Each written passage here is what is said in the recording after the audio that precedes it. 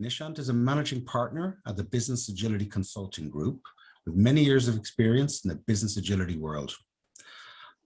Nishant will introduce you to his colleagues who are joining him, and I'll hand over to Nishant. Nishant. Thank you, Mick. Good afternoon, everybody, and welcome to our small group here. Thank you so much for taking time. First of all, before I get into anything, I need to let you know that we appreciate you. We appreciate you being here, taking this valuable time of yours to come and share it with us. So we'll try to make this as useful and easy as possible, interactive as possible, so that you can get something out of this. A little bit about me, like Mick mentioned, I've been a strategy consultant for a while now, been in the Agile field for over 20 years, playing, experimenting, and learning throughout this journey. And it has gotten me to a place where I've been joined by wonderful colleagues here. One of my colleagues is here with me, Dee Gray. Very soon I'll introduce her to you. And we are trying to make a difference in this space and try to be as practical and result-oriented as possible. Joined with me is Eric Robertson. He goes a long way. He's a veteran in this industry, someone who actually brought value streams to life. He's been a great friend and a colleague. He's served as in many executive positions with various startups, various big companies, and is here today to share his story of how he went from traditional planning to a very outcome-based method, and how he's seeing that working in his field with you all, so that it can be a practical experience for you. Dee, on the other hand, she is the most experienced of all of us. She's been in this industry for way too long. She's an entrepreneur.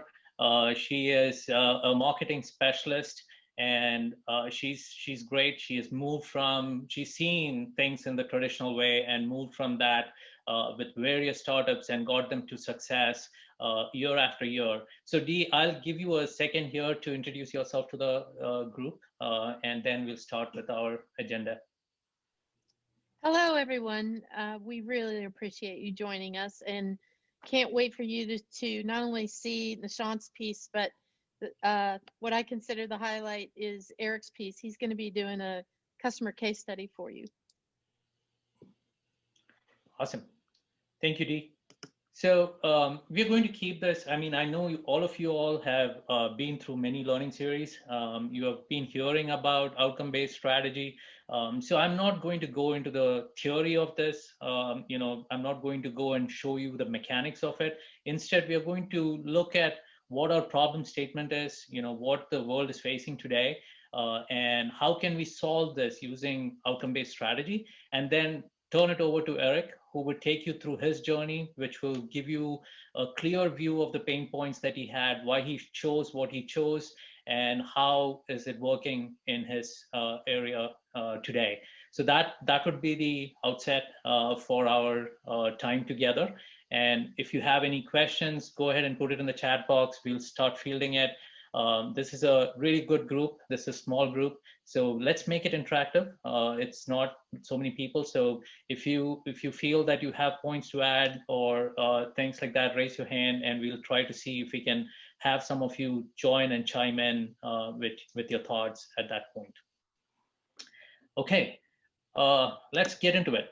So let's talk about strategic alignment that we see in the market today.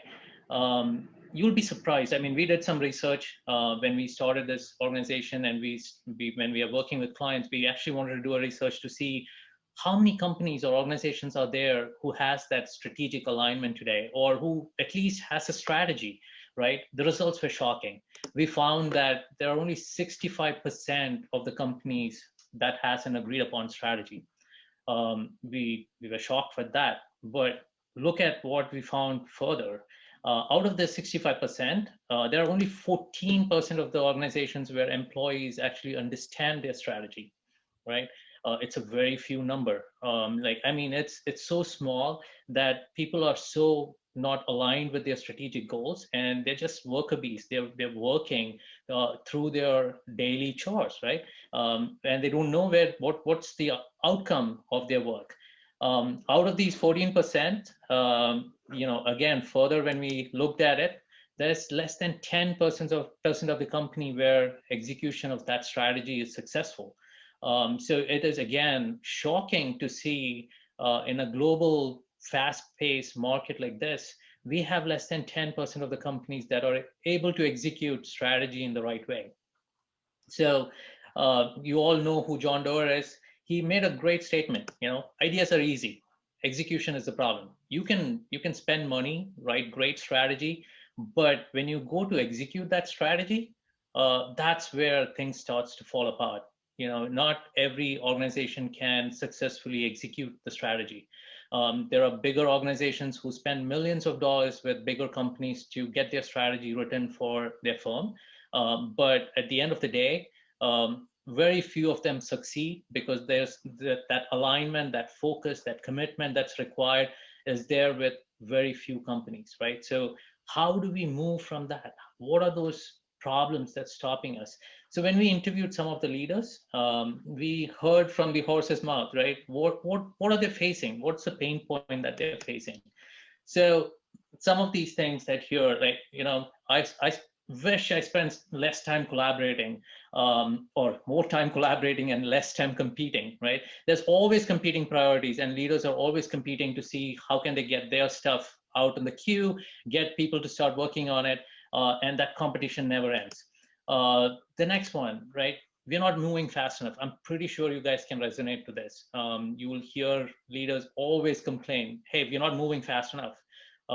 They don't know why they're not moving, but they want to move fast. But the main problem is, again, alignment. Do we have that alignment? No. Coming to strategy planning, every year, it's a painful process, right? People start somewhere in July, August timeframe. They goes for months. No one is looking forward to it. It's a painful process overall. The funding model, instead of being an enabler, it's an impairment, right? We are not funding the right way. Those funding models worked in the past, but today, in a fast-packed world with so much volatility, it doesn't work anymore. But are we thinking to change it? How many companies are even thinking about it to make that an enabler, right? Alignment is another big problem, right? There are silos everywhere. Throughout the industry, throughout the organization, there are silos. Everyone is working in their own shell. They get dictated with a lot of work, and they are just focused on their area of work. They forget to see what their peers are doing, or how is that coming to life, right? And last but not the least, it's all about time sensitivity, right? Deadlines. We all work towards deadlines. We don't care if that customer needs something on that front. Are we building the right thing what the customer needs? Is there some level of customer centricity there? But at the end of the day, it's all tasks. We start completing our tasks, and we want to meet the deadline. I'll give you a good example. I'm working with a client right now. They have, you all know that the quarterly planning process is in way SAFe has taken over that industry. So these guys are using SAFe, and when they went into their PI, they took about 2,800 story points into the PI, which is not heard of. And it's the end of the PI right now. We are at about 1 week left, and there is more than 2,000 points worth of work left. So who are we kidding, right? Like, we know that we want to move fast. And when I asked this question, I asked the leader, why are we pushing things that are not ready, that's not prioritized? And he said, we have a deadline. We have a deadline of August 17th. We need to get this out. And I asked him, how realistic is it? Are you going to be able to get it out? He's like, we're going to try our best. We may add more people to work on it, but we need to try our best to get it out. So we're going to wait to see whether he's going to be able to do it before we change the process. But they've got us in there to help them look at that higher vision, look at an outcome-based approach, and change the way that they're working. So it's very, very critical, right? So today, again, to focus, our focus is going to be on these main things, right? We are going to focus on how to create that commitment, alignment inside an organization. How can we change the companies from being very, very, predictable or predicting their customers' need to more of being adaptive to their customers' needs, and how do we increase that transparency from top to bottom and bottom to top. That is the key. We're going to touch on all of these things, and this is going to be followed with Eric's great presentation and case study where he has touched all of these problems, like he has gone through these pain points in real time. Okay, so let's look, before we get into all of this, let's see why did our traditional approaches not work, right? We all know about multi-year planning. This is something very familiar to us. Year after year, we plan thinking that we know what our customers' needs. We predict as much as possible. We work to put that plan in progress. And then at the end of the year, we realize that we are over budget and our plans have failed. Year after year, and yet we continue to keep doing that, right? So some of the organizations there then got in SMART goals, which was a very good, refreshing piece there. It came in, and we started looking at SMART goals in a way that it would change our way of planning, way of doing things, because it was very, very specific. We could measure the results, right? It was realistic in a way, and it had that adaptability, yet it was time bound. So it had all the features, but let's see why and what happened to it, right? Now, with your traditional planning, think of us building a dam. When you want to build a dam, you know what goes in it, you know how much time it's going to take. It's going to take years to build a dam, and that's how the Gantt charts were born. Like if you've used Project, you know that the Gantt charts are like the key to your project management tool. And Mr. Gantt actually was building a dam at that point when he introduced the concept of Gantt charts. And immediately we took that into our technology area. We started using that for planning, thinking that, hey, we have a lot of stability. We know what we can predict what our customers need, so we can build a plan for years to come. Like, you can do a multi-year planning. That was the thought process when we did traditional yearly planning. SMART goals, on the other hand, we went in with measurable results. We actually created time bounds. It was more like, an outcome-based approach, but it lacked certain things. And one of the things that it also did was tie it to the performance management, right? So people were forced to think in that way. If they perform, if they can get some of these goals out, then it's directly proportional to their performance. So this is how SMART goals were in the industry. But guess what? What happened with these traditional approach? All of these methods, right, could not adapt to the moving pace of the market. So it's really, it limits our ability to adapt.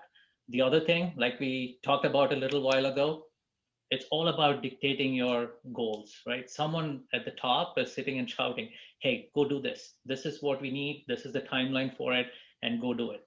And we all go into our silos to build our stuff. Guess what? What happens when you're in silos and building stuff? This actually happens in companies. We go to build a bridge, and the other half of our company is building a tunnel, because we don't know what our objective is. We don't know where our goals are, right? So at the end of the day, it's so confusing, and we are in silos. We are in our own shelters. We don't talk to each other. And at the end of the day, we are building things which no one needs. With SMART goals, the problem of sandbagging came into picture, right? People started breaking down their goals to such small levels that they forgot about priority, they forgot about importance. They only took goals that were easy to complete so that they can get their performance management people to give them a bonus or increase their, I should say, seniority in the company. So that became more of a sandbagging, and yet, so it failed. Although the method was really good to begin with, it was in the right direction. It was on the thought process of bringing outcomes to life, but unfortunately that piece of that performance management really killed it. And at the end of the day, none of these traditional methods are flexible enough. When you talk about flexibility, think about the market today. Think about what happened last year, right? If you're not flexible to adapt, your plans are going to fail. So many companies have shut down because we are not able to adapt to the moving situation, right? And at last, it is really, really slow, right? I mean, it's so slow that we get frustrated. The market is moving at a pace that every day we are seeing a new innovation, and our plans are so slow, we can't keep up with today's innovation. Forget, like, I mean, keeping up with last year's innovation, rather. We are talking about, blockchain. We are talking about robotic controls. And yet people are still planning with yearly ways of working. How do we compete in the market? It's definite giveaway that we are going to kill ourselves at some point, right? So at the end of the day, I mean, it was not adaptive, right? Our traditional strategy was not adaptive. So we needed to come up with some new ways of working. So we needed to come up with some methods that would work for us so that we can start building that adaptivity into our DNA. So coming there, right? If you're competing in a predictable market, maybe the traditional method will still work for you, right? And if the market is so slow, it may work for you. But all of us know for a fact that we are not living in such a market today. The market is really, really volatile. It's fast moving. So we need to really distinguish what will work for us, right? Based on, again, I mean, there's nothing against the traditional methods in say, per se. When you start looking at it, and if your competition and if your market is in that space, yes, we can improve the traditional methods to work that way. You don't have to go into an outcome-based method. But if you're not, then we need to start thinking about fast-moving, disruptive world. How do we build ourselves to manage that, right? That is the key. So today we are solving for disruptive and adaptive challenges, right? That's where we are headed towards. Very, very soon, like, when we look at the world that we are living in today, most of the companies that were there, like I said, Sears, now if you're familiar with the company Sears, they have been in the block for a long time, and they had to shut down because they could not keep up with the competition. Amazon, on the other hand, has taken up every industry right by its neck, right? Like, it's in such a fast-paced way that things are moving in a direction which is crazy enough that everything is controlled by them today. Eric, what would you say? Like, how is disruption taking over today? So I think we're seeing that disruption being multiplied due to, unfortunately, COVID, right? And really what that exposed, especially with the client that I was dealing with, was the scaling, the ability to scale and address it. And so what that meant is that when you're talking about the traditional way of, let's say, managing your processes or your strategy, right? You're really aligning that to your traditional and your current operational processes as well. That's really where the alignment is.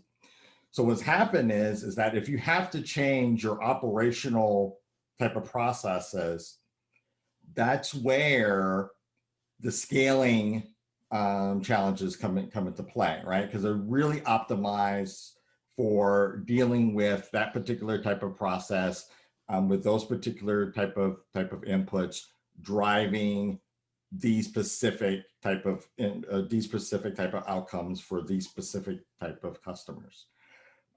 Perfect example of that is in one of the spaces that we're seeing is healthcare, right?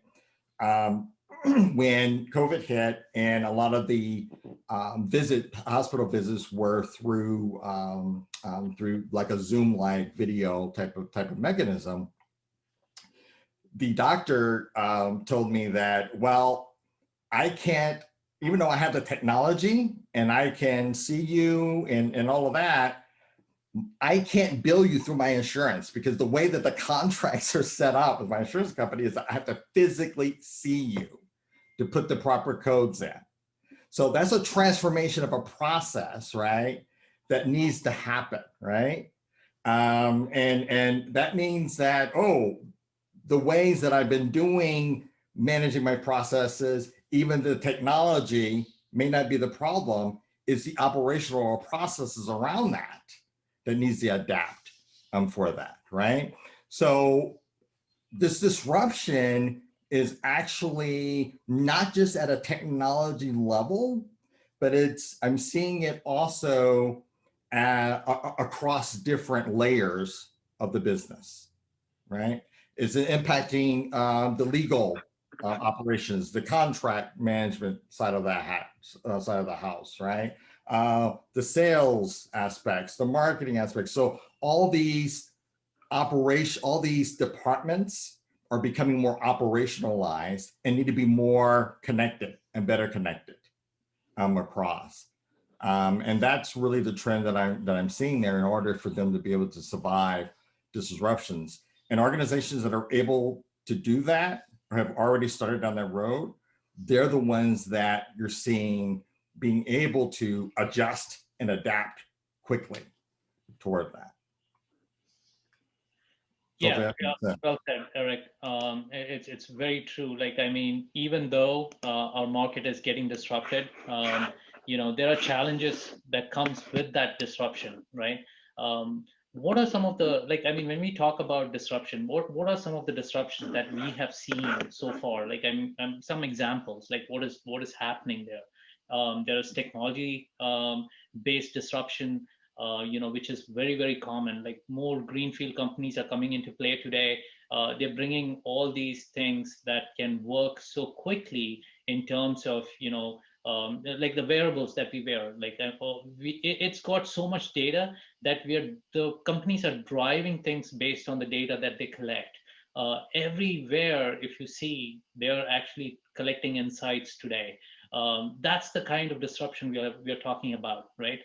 Based on the data that they're collecting, they're able to improve their process. They're able to bring things to the customers that you have not seen, right? Some of the things that we have seen today, which is very common, is cloud technologies. Most of the companies today is moving towards cloud. I think the whole life today, like, I mean, I can say Mick is recording today. Our session is recorded on the cloud. It's no longer a physical recording, right?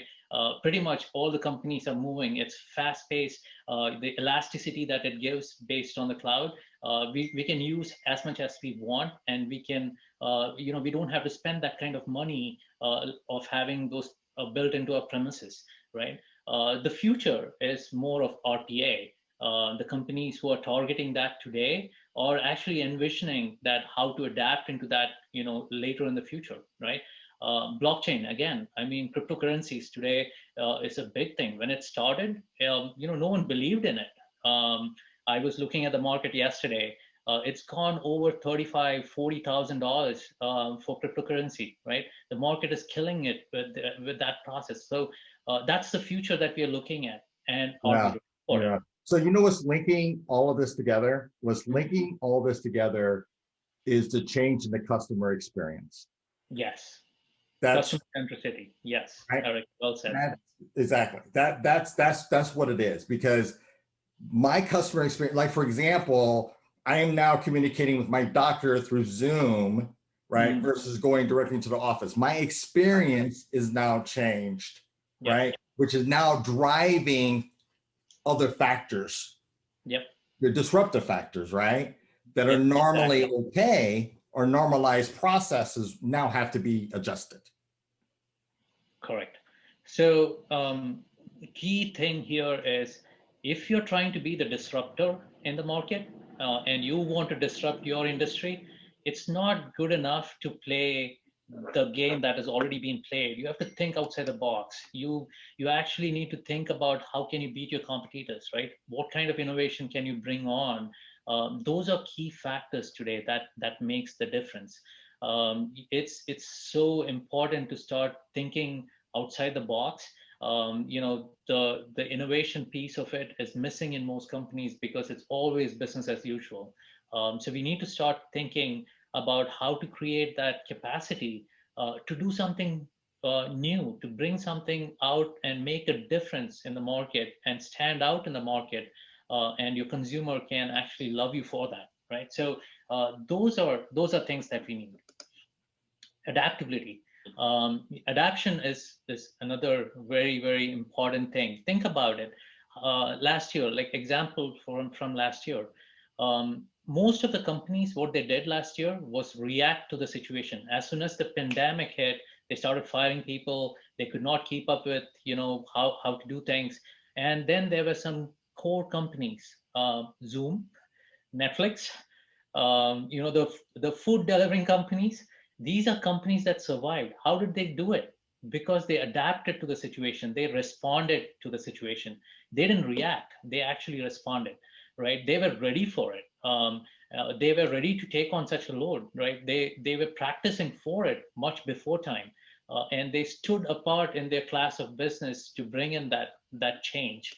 So it's again, I mean, it's very, very important to keep these things when you plan for strategy. The socio-economic, effect is something that you can't predict, but you need to plan for it.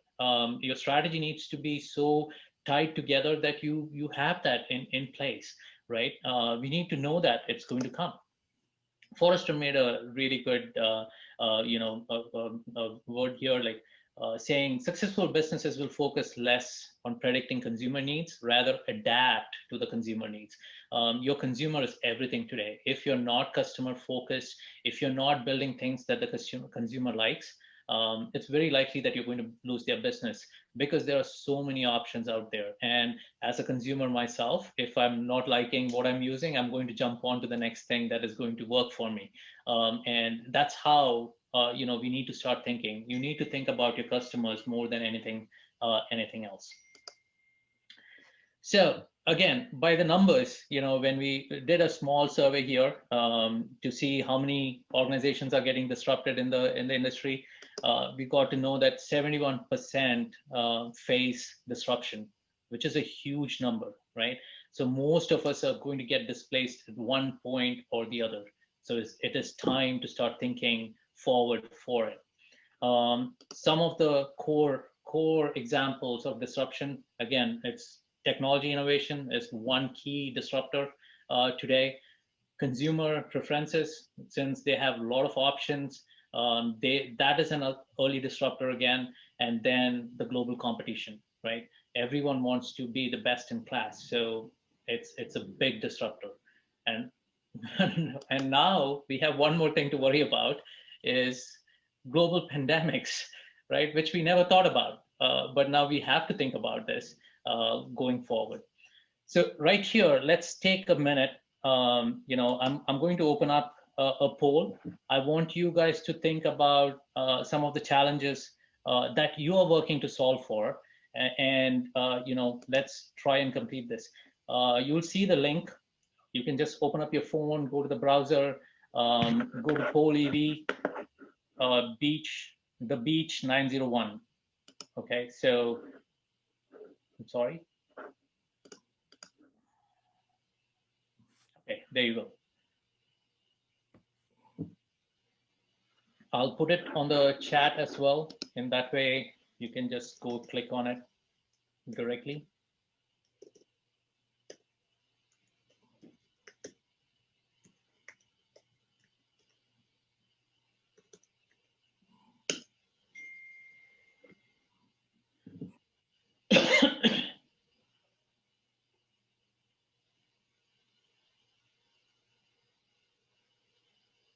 Let me know once you guys are in, so that we can start going through it. Just to get your idea on what you feel about these questions, it would be nice so that we can level set our next half of the presentation. Wow, time to go to battle. That's strong. Actually, it's not too bad. Okay.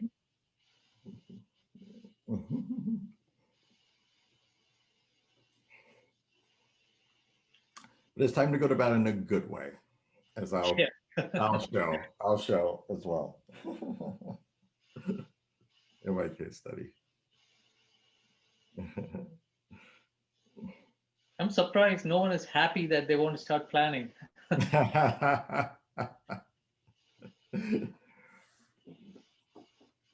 That's because you have to gamify it. Probably we should, right? We should start gamifying all the planning process. There you go. You start gamifying the planning process.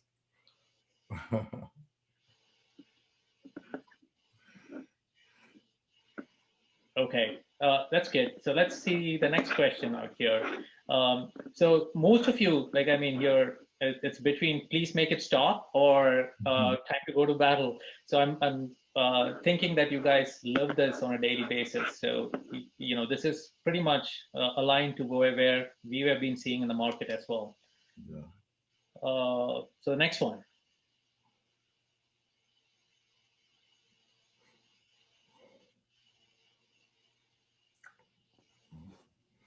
How long do you think your annual plan sticks in the company? How long are you aligned? Okay.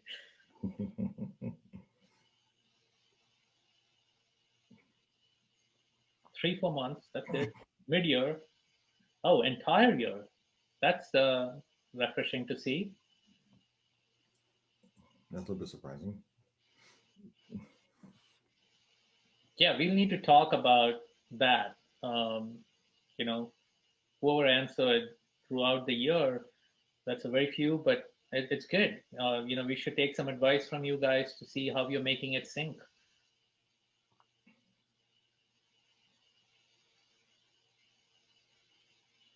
4 to 6 months makes sense. That's what we see. Yeah, that's where 3 to 4 months. Yeah, that makes sense. Yeah, quarter. Okay, the next one.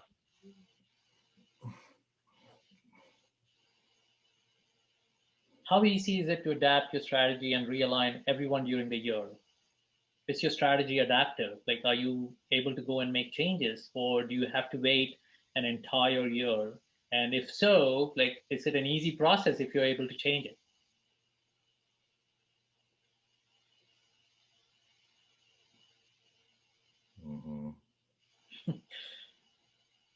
Yeah, to be honest, I mean, we have seen companies, you know, once your strategy is in place, uh, if you have to change it, there are change requests that go along with it. Those change requests take about, say, 3 months for it to pass through all the stage gates before it comes into life. So yeah, it feels like a root canal, painful.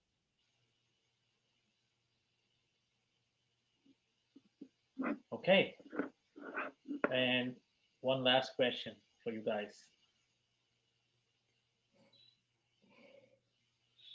How important is the ability to adapt your strategy in an aligned way on demand necessary for you to succeed?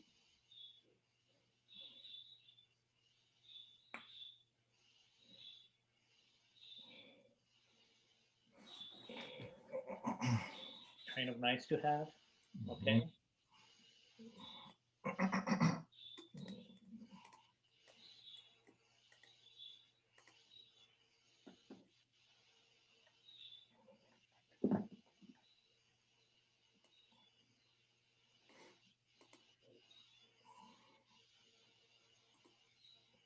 Cool. So, you know, we all agree it's like really, really critical, right? So, you know, again, when we start thinking about an adaptive strategy, we need to start thinking about which industry are we talking about? Which industry are we in, right? Are we in you know, an industry where there's threat to new markets? Are we in an industry where, you know, your customer preferences are evolving on a regular basis and you need to keep up with your customer? Or are you in an industry where there's technology, there's emerging technology all the time, and you need to start adapting and adopting to those technology in your day-to-day business as usual work, right? And then finally, the socioeconomic shifts. Like, what is it affecting your business? Like the client I'm working with right now, they have a lot of problems with emerging technology because their competition has moved past. And in order to change that, they have to change their entire architecture. You can't change the entire architecture in a year. It has to be planned. So their strategy and funding and work is based on that priority. So it's very important to think on those terms. I'll give you a very good example. So if you're an auto assembly plant, right, your auto assembly plant, you have fixed things done. You can start churning out based on your load. You can start making cars as many as you want. It goes from one line to the other, and you get your car out because it's already built out. It's predictable. It's a complicated process, but we have mastered it, so we are able to move it fast. But think about prototyping. When I worked with BMW and Jaguar, one of the things I've seen and I was amazed was the prototyping process. It's not only the design, right? They actually prototype the whole car, not as an actual car, but they actually make it out of foam or clay. In Jaguar, it was clay, right? They would actually work on it to build that prototype. Now that is a very complex process, and it has to adapt because there are new laws coming in. There are certain things that you have to take care of in terms of safety and regulation. So that process that you're trying to solve there is very, very difficult, and it has to be adaptive. So these are clear distinctions, that we need to think about when we start planning our strategy. Another good slide here is, hey, if we are trained to survive in a zoo, when we are let out, you can't survive in a jungle, right? It's very hard. Like, think about it. Our pets and animals, they can't go and live outside. So it's more of our thinking on how are we going to survive in this volatile market? How do we adapt to this volatile market? So that is where the outcome-based strategy is born, right? There are different ways to do outcome-based strategy. In our session today, we'll look at OKRs as one of the ways to do it.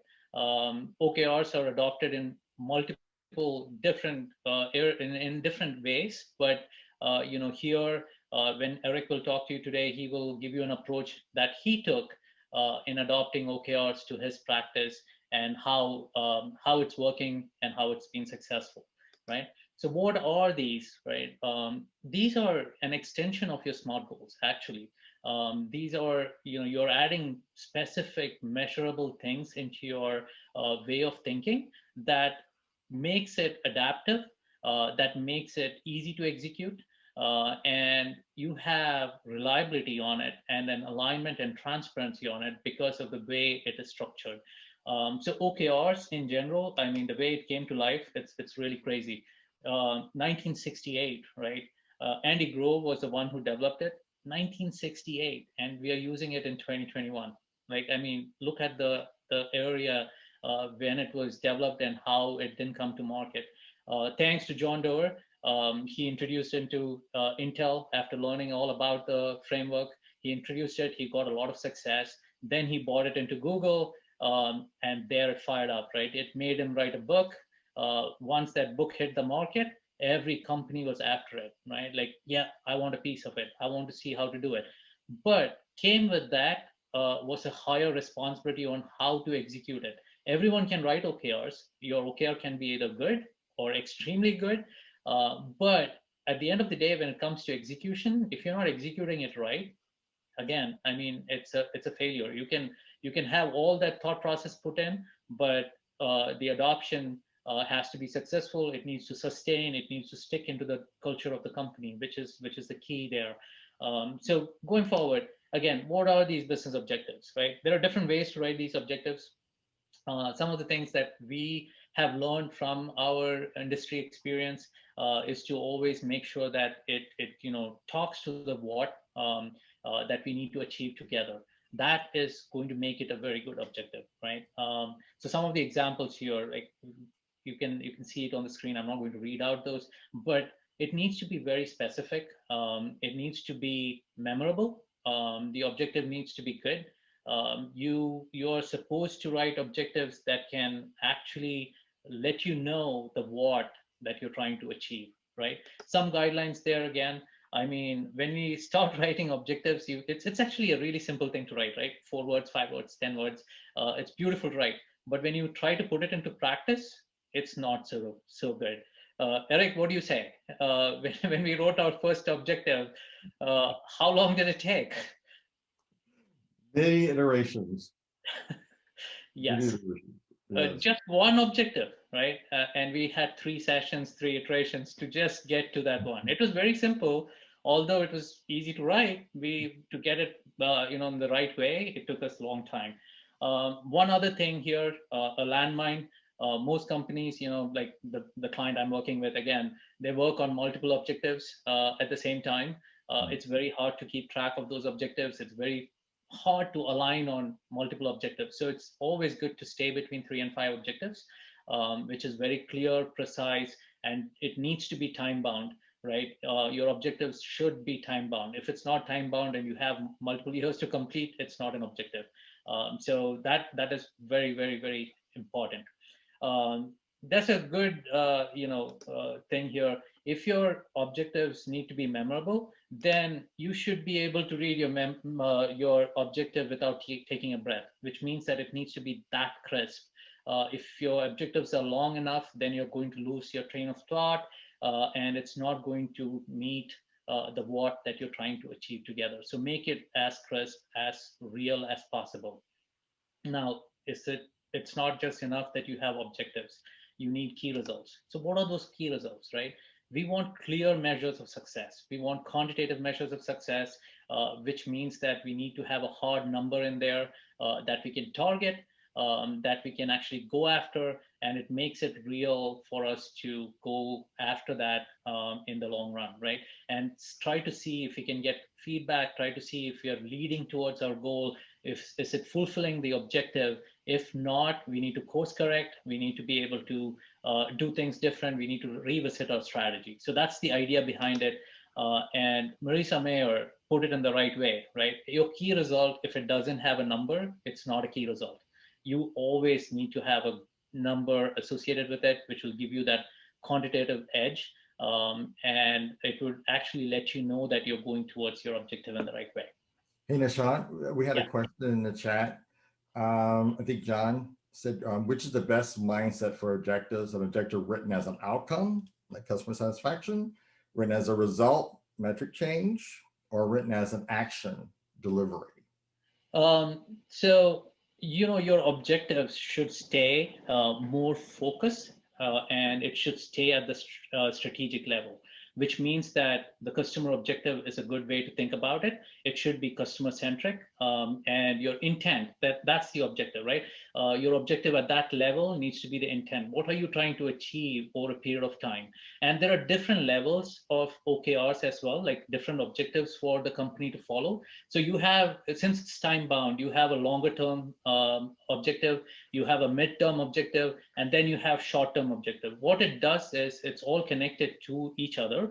The short term objective is going to tell you whether you're going in the right direction towards your midterm and long term objective. So that customer focus at that strategic intent level is really great. And then you move towards delivery at the short term objective, which is your quarterly. When you plan for that three months, then it becomes delivery focused. At the top level, it's going to be always strategy focused or customer market focused. Did that answer the question? Okay. But go ahead. Some examples of good objectives here, doubling our client base. When you look at this key result is the one that makes this come to life. We are actually telling that, hey, by onboarding 1 million new clients, that's the time-bound piece of it, by a certain date, we are going to double our client base, which is a clear goal, which is telling you that, hey, I need to go after my clients. I need to make sure that I can hit that number by a certain date. Now, when you start moving towards this objective, you're going to set your delivery targets. You're going to try and see if you're leading towards that number, or you want to course correct. You need to adjust. Those are things that will come when you start building this. On the other hand, a bad objective is if you say, I want to grow our revenue and I'll hire people to do it.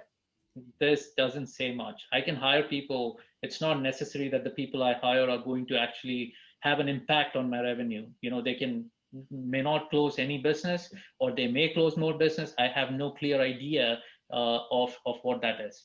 One more example here, becoming a favorite car provider in Europe. Again, here it's very specific. We are going after customer satisfaction scores. And again, it's time bound. It's very clear that we want to achieve that by this time.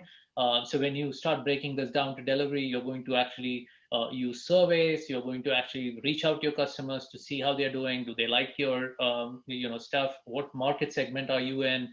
What market segment you should target? So those insights, the data-driven insights that you get, are going to be the key drivers for your success. So your objectives need to start being focused towards that, right? This is a bad objective again. I mean, if I have to be the #1 European car sales, launch AI, which has no meaning. Like I can launch AI, that's my next generation technology, but does that mean that my customers love me? No. I can build the worst cars using AI, and just put it in the market, but that's going to just hurt my brand, right? At the end of the day. Okay, so when we talk about OKRs, one thing to keep in mind, like I told you a little while ago, is start with the strategic intent, right? This is time bound. This is your long-term goal. This can be aspirational. Keep it at that higher level where you want to be. Think from the future. Like if I have to reach somewhere in the next 3 years, how would I look like? Where do I want to put my company in the next 3 years? That's that aspirational goal that you have. Now, to bridge that, you have a midterm goal, which is your annual OKRs, right?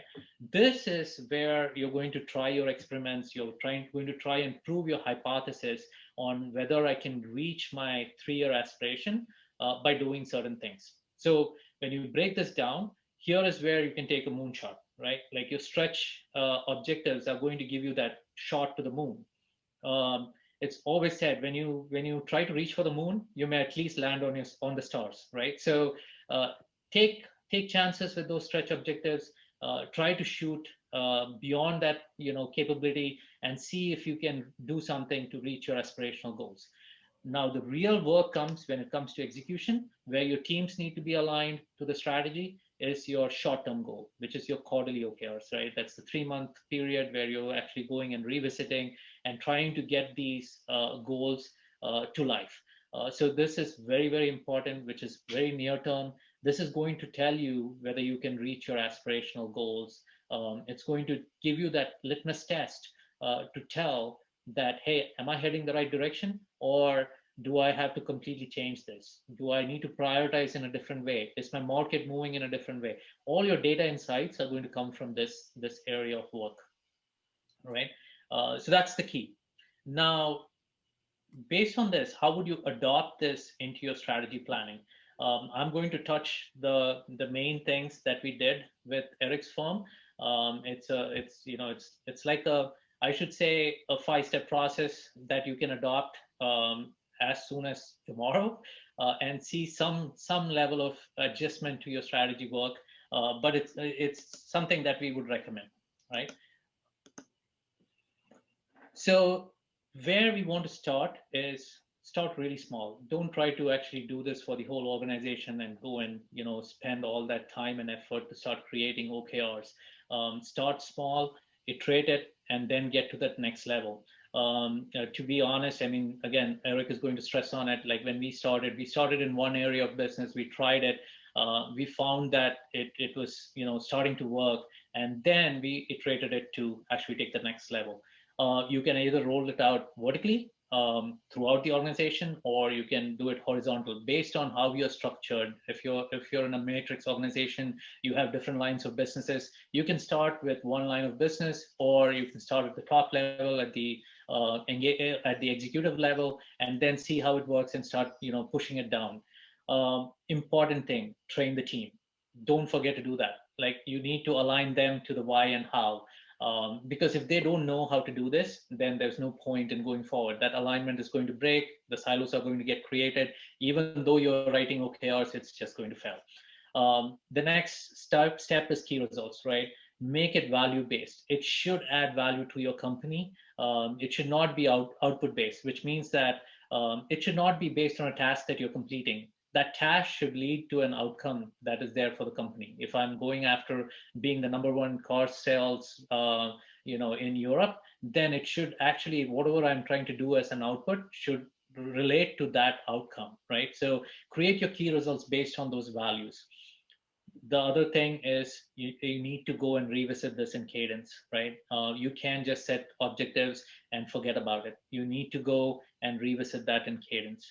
And finally, don't do the mistake that we did with SMART goals, assigning it to performance management or compensation. When it does, that's where it starts to roll out and fail. So try to stay away from that landmine of tying this to compensation.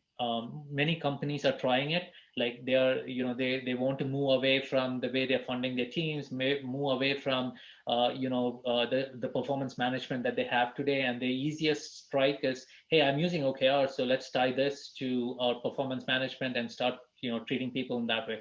That's going to fail, right? So let's try to stay away from that. Those are some of the key things that I can share as a tidbits for you guys to get started with OKRs. And I will turn this over to Eric here right now for him to show you what he did and how he adopted into this way of working. So in the meantime, do you have any questions? Eric, there's a good question in the chat from Renuka, Okay. who asks, how do you see the strategic mindset at the top trying to achieve KRs being transferred to the entire organization, especially through mid-management levels to the workforce? I think that's where a lot of organizations get stuck, at that kind of middle level where they're trying to actually bring the strategy down to actually having stuff done. Execution. Yeah. I can So talk- yeah. Go ahead. Go ahead, Eric. Take the question. No problem. I was going to actually talk about that and actually show that in a Yeah. case study. Yeah. How On a it- high level, Renuka, it's a great question. This is the key where I said train the team on why and the how. That alignment that we talked about, the transparency that we talked about. If chaos are being done at the top level, the idea is to align it with the teams. Make sure that the teams know that that's the direction the company is going towards. You have that common vision. They should know exactly what's the outcome that we're looking for and what's the priority for the company at any given time. That is the way you can bring it to life. So again, I mean, Eric is going to show you that right now. Yeah. Thanks, Nishant. And great question there. Again, due to time, we did not get permission to release the company name, but Nishant and I served as advisors on the project.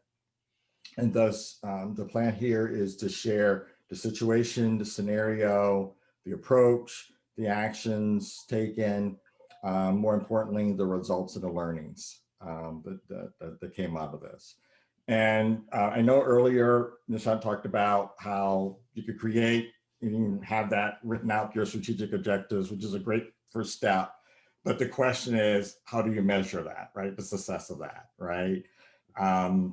In some ways, you could think of your strategy as a plane, but without altitude, speed, and direction, the plane is useless, right? And in our case, we're kind of trying to fly and build the plane at the same time with this process. So it's very interesting how this all came together. So let me go to the next one. Okay, yeah. So when I came into the company, Nishant and I, they were utilizing the SMART goals, and they were very project type of centric type approach. They had a PMO type of office, and their planning was, they did it out to a year, I would say. When I asked them more strategically beyond, it wasn't really too much there. It was somewhat of a vision and mission, but not really tied to a strategic type of intent there. And so it was a couple of things here. One was on the project, on the product side, I wanted to be able to shift the organization's focus to more of a strategic product focus organization. And I also wanted to foster more of a customer-centric and this company-wide collaboration across, which calls for more of a strategic type of approach, which meant that we really needed a goal setting system that could help us drive our strategic goals. So in a way, they had the initiatives, and they did get the feedback from the different departments that you saw there, and they end up creating these projects. And usually these projects were tied to a particular SMART goal, and folks were allocated and resourced toward that. Now, when it came to the product side of the house, these same initiatives would roll over if it was an initiative that fit with the product organization, then that was put in and looked at and kind of prioritized the work based upon that. And so it produced these kind of features. And so the prioritization was really done about, or the approach was more about how we align these features to be able to address these type of initiatives, and how do we now start mapping these features to the product lines, the solutions, the platforms, and produce these roadmaps. So essentially what ended up occurring is that we had these, well, for 2020, they had these feature-driven type of roadmaps and aspect. And these feature-driven, because of these feature-driven roadmaps, this was really, the releases were really driven quarterly, and it was much more of a feature type of focus around that. So as you can imagine, this introduces particular type of challenges, especially when at that time in 2020, we had this major disruption come in called COVID, right? And so that immediately meant that they switched from this annual type of goals that they set up to more of this immediate, to this tactical, we need to address whatever's coming in right now, right? And so what that meant is that when you communicate it to the customers, the roadmap, and you communicate it to them in a feature-based type of approach, then obviously they're going to communicate back to you in a feature-based type of feedback, right? So it became more of this feature tracking. When am I going to get my feature? When am I going to get my feature? Versus a real understanding around the customer and trying to really understand, well, what is it that you're really trying to drive to, right? What is the optimal customer experience that you're trying to achieve here? And let's kind of get out of the features motion there, right? My goal and where I wanted to go is to this town. You shouldn't really care what type of car that I'm driving to in order to get you there, unless I achieve that. The other challenge around that was our sales, right? Now, of course, given this disruption, sales immediately is going to switch into, oh my gosh, we need to be able to, our approach with the customer is to be able to make them happy. And for me to get this sale, I need to sign up for these features, and yes, you guys are going to end up doing it, which immediately disrupts the prioritization and the initiatives that were already there goes out the door. And now is more of the prioritization around features and when we're going to get the features in the next release, and if or why not. And that starts putting other items that were prioritized in the backlog out of the picture as well. And the last piece of that is if you go back to the customers and now you're releasing to them, then because they had that feature mindset, one is, well, it's this feature that I thought I was getting is not really driving toward the outcome that I kind of need. So it's you got to bring in services to kind of give them a little bit more on top of it in order for them to create the optimal experience. And so the time to value gets extended out there, and the mechanism of feedback really gets lost as well in time. So this is really about speed, because at the same time, the market was vastly changing and competitors were adapting. It was in this particular market, there were competitors, SaaS competitors popping up almost every day, right? And they're all coming out with some new cool AI extension or some new cool AI capability around that, right? So they were getting the mind share out there, and we didn't really have the voice of the customer in tying into this. So what this meant is that we really had to look at how we were doing this on this left-hand side of the planning aspect. And so what this meant is that we needed that goal setting system that could help us drive more toward the strategic goals. And the SMART goals did not really let us see the big picture. It was great tactically, but not strategically. As Nishant discussed, in the OKR approach, the objective is more aspirational statement that ties into the strategy. Right? So SMART goals can just stand on their own as quantitative tactical results, but I would say that the SMART is not necessary, but it is a sufficient condition.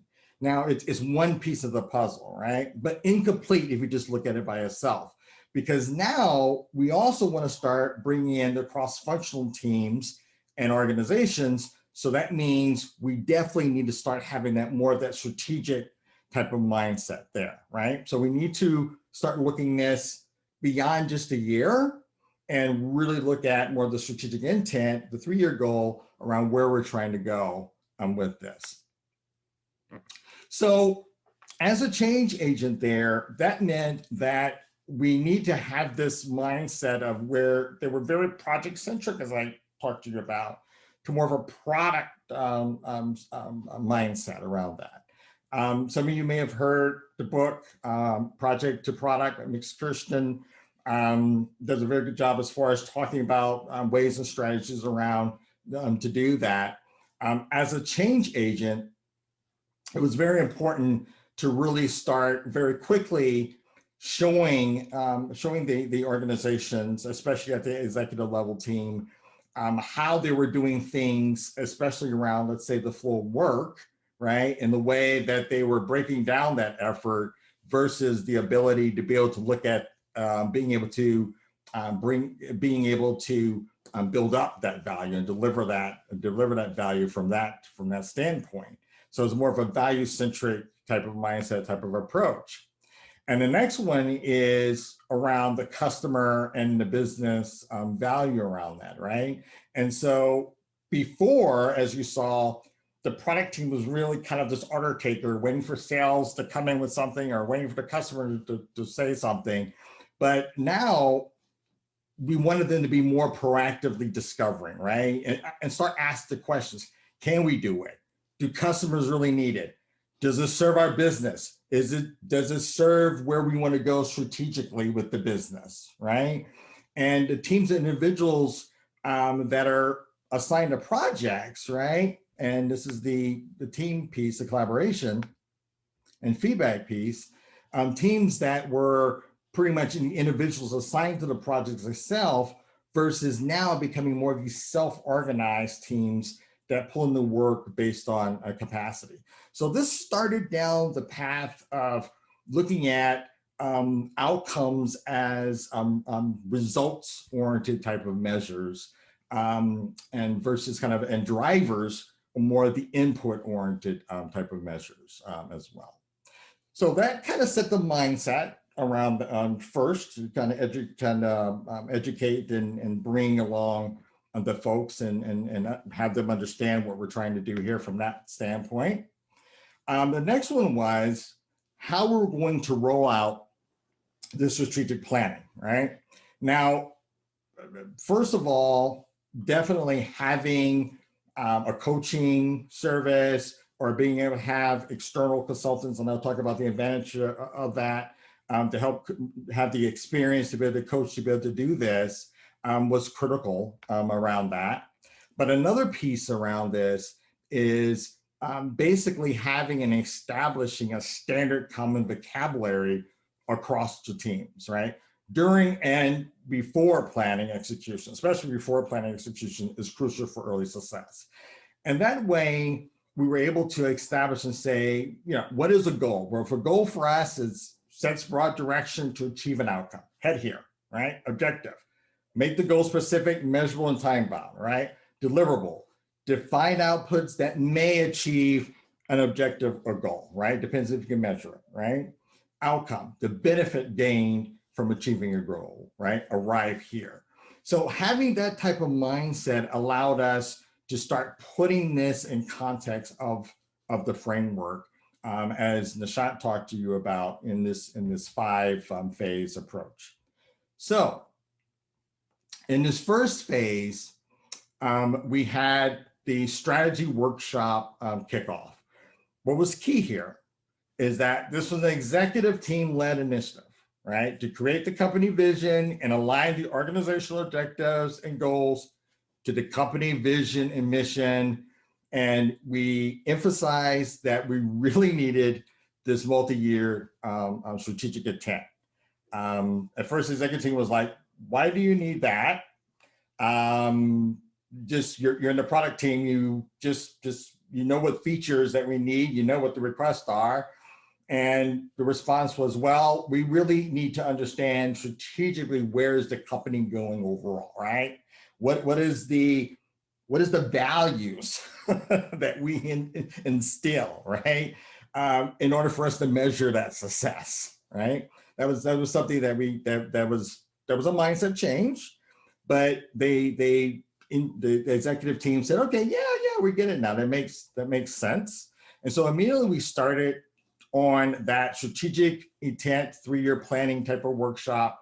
And the way that I described it is that this will serve as the organization's, quote, true north, right? As we go through and start getting into the annual type of work type of exercise. So essentially we had 2 parallel efforts. We had the strategic workshop that was kicking off, and we had the product teams that were under the gun to start creating a roadmap planning for 2021 for the annual already. And so to do that in the strategic planning exercise, as I described, we had that feature-driven roadmap already that was kind of established there. So the next step that we wanted to do was, okay, for the 2021, we wanted to have this 3-year strategic intent. We wanted to have the company annual type of goals, right? And then we wanted to be able to start linking that to the departments, with product being the first department around that. And really, we wanted to achieve these outcome-driven type of roadmaps, right? So the first step in that process was to kind of organize the teams, and because we have product lines, we have solutions, the platforms, but really we said we want to start looking at everything more as a product type of mindset. So let's move that over.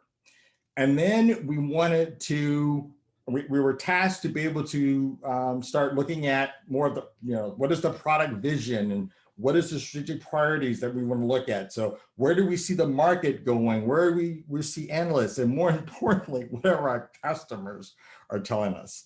And start having these customer empathy type of sessions. So we start getting that feedback early on, and not the feedback that we're getting before in the other planning cycle there.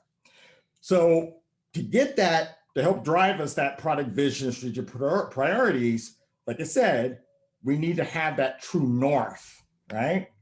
And so if you look on the 3-year strategic intent, as I said, we started working with the executive leadership team.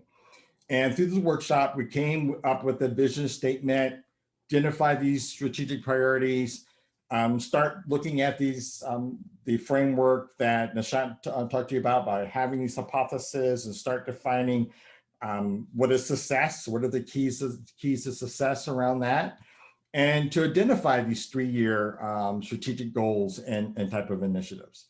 That allowed us to start linking up the vision statement, the strategic intent vision statement, and the strategic priorities back into the product team.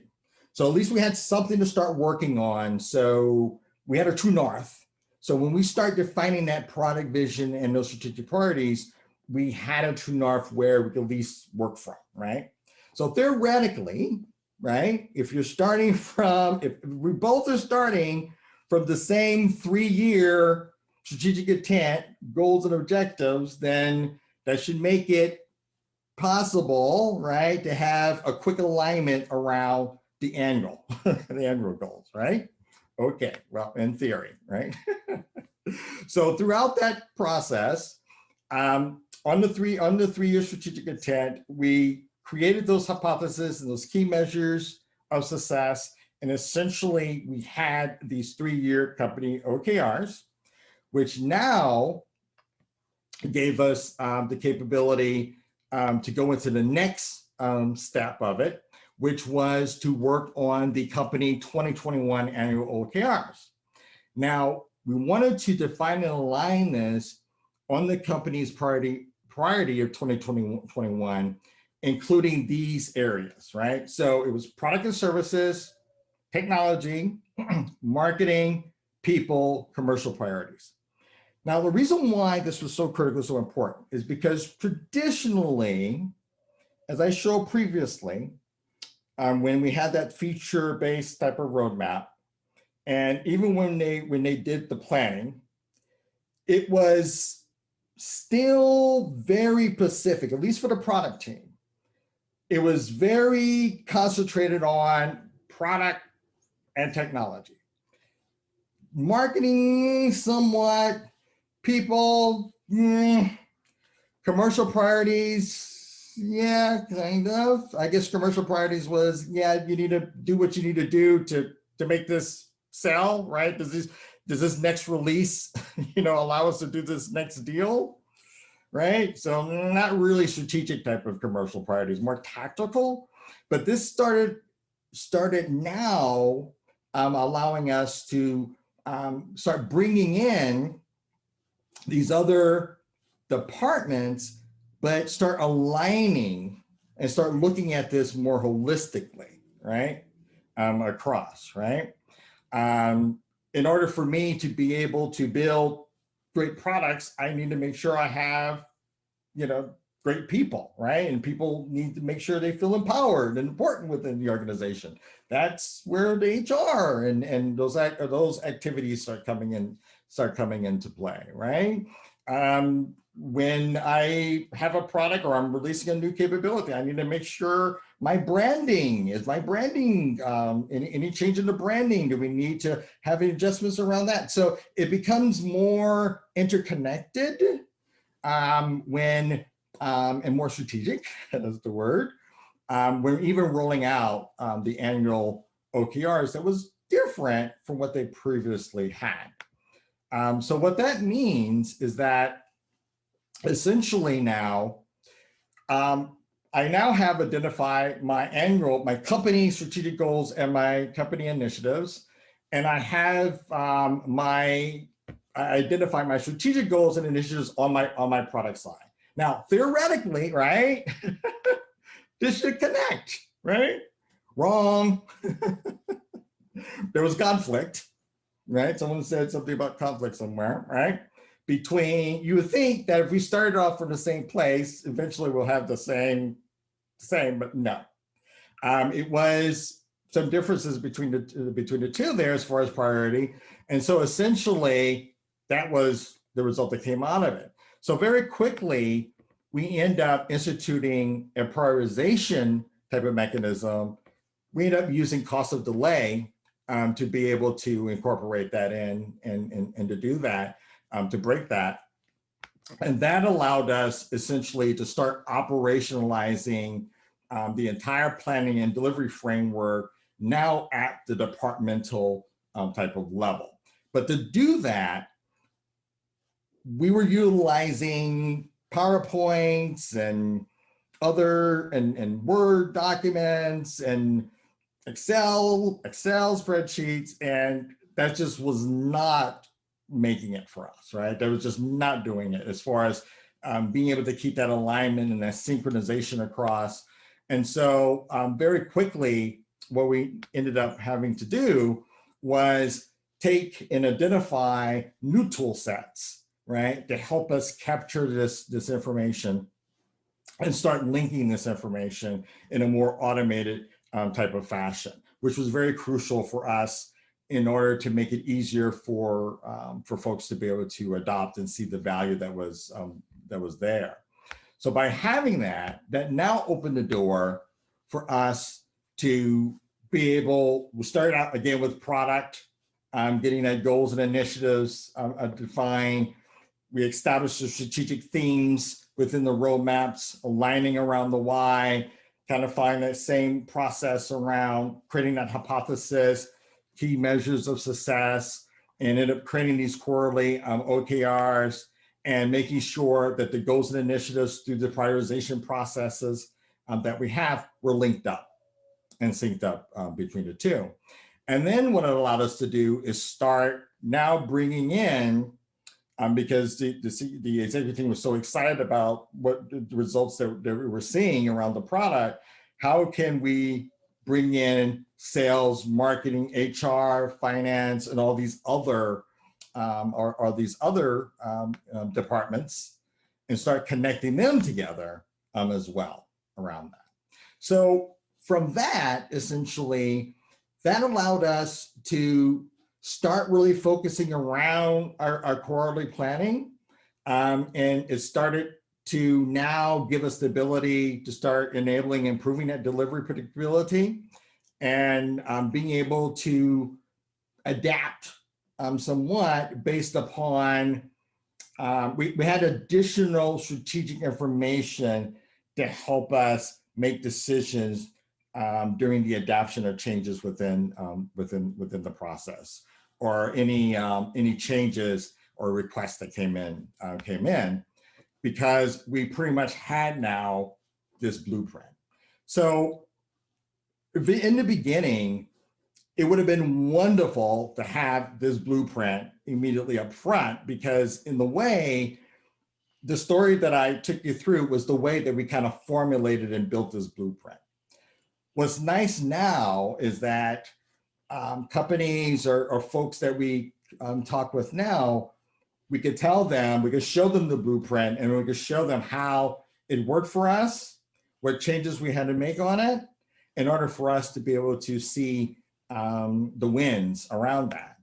And so some of the wins that we had around that was we had that more alignment on that common vision and visibility of the company's strategy throughout the company, right? This was very key.